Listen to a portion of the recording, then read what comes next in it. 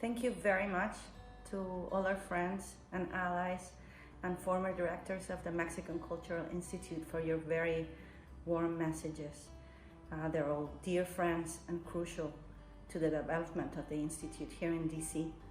I am standing on the shoulder of giants, and thanks to their vision and their very hard work, I now, together with all the team that works here, have the opportunity to push forward the next 30 years of cultural diplomacy and of bringing the best Mexico has to offer to the region and to the world.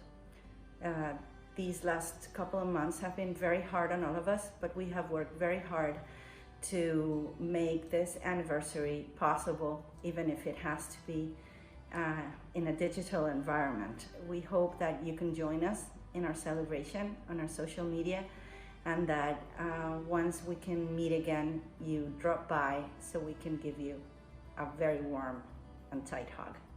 Thank you very much.